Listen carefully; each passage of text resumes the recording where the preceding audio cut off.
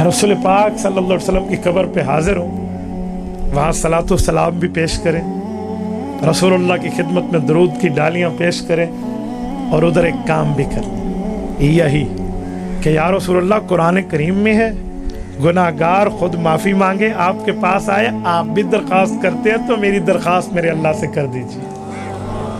आपको एक बात सुनाऊं, आपका ज़ौक़ ताज़ा है, जिनका ज़ौक़ ताज़ा है सारे हाथ खड़े करें, मुझे पता चले ना भी कितने हमारे मजमे में जागते बैठे हैं, सारे हाथ खड़ा करें, बैठे अल्लाह का नाम ले एक दफ़ा, मुझे पता चले आप जिंदा बैठे हैं, बंदे सोए होते हैं। ये मैंने हाथ खड़े इसलिए कराए हैं, जो अगली बात कर रहा हूँ वो बड़ी इंटरेस्टेड है। मैं मदीना तैयबा में था उम्रे के वक्त, मुझे एक बुजुर्ग वहाँ मिले, मौलाना अहमद अली लाहौरी, अल्लाह इसकी कब्र पे करोड़ों अरबों रहमतें नाज़िल फरमाए, उनके सिलसिले के बुजुर्ग थे। वो मुझे फरमाने लगे कि मुफ्ती साहब रोज़े अक़दस पर जाएंगे। मैंने कहा ज़रूर। कहते हैं एक बात बताऊं जो हज़रत लाहौरी किया करते थे।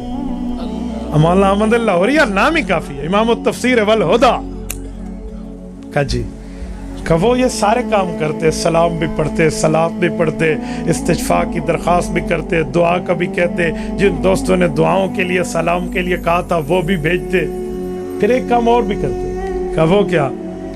का वो हुज़ूर पाक के रोज़े पर पहुँच के अर्ज़ करते कि या रसूल अल्लाह, जब आप अपने शफीक चचा अबू तालिब के पास थे और उन्होंने आपसे बात की तो आपने फरमाया मेरे चचा मेरे कान में कलमा पढ़ ले, मैं अकेला गवाह तेरी क़यामत में बख्शिश के लिए काफ़ी हो जाऊंगा। कहा जी रिवायत तो है।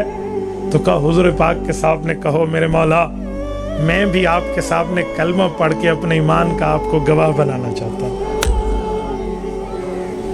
फिर वहाँ कलमा पढ़िए और हुज़ूर पाक को अपने ईमान का गवाह बनाइए और कहिए आप तो सादिक और अमीन हैं, सच्चे हैं और अमीन अमानतदार हैं, ये मैं अमानत दे रहा हूँ, कल क़यामत में अगर रब के फरिश्ते मुझसे मेरे ईमान की दलील लें तो गवाही आप दे दीजिए।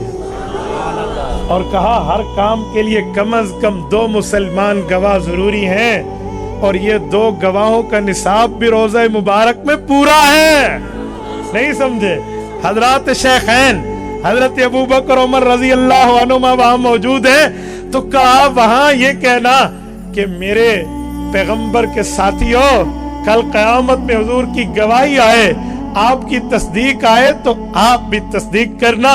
मैं अब आपके सामने कलमा पढ़ के ला इलाहा इल्लल्लाह मुहम्मदुर रसूलुल्लाह अशहदु अल्ला इलाहा इल्लल्लाह व अशहदु अन्न मुहम्मदुर रसूलुल्लाह पढ़ के ईमान ला के आपको और आपके पैगंबर सल्लल्लाहु अलैहि वसल्लम हमारे शफीउल मुज़निबीन को गवाह बना रहा हूँ।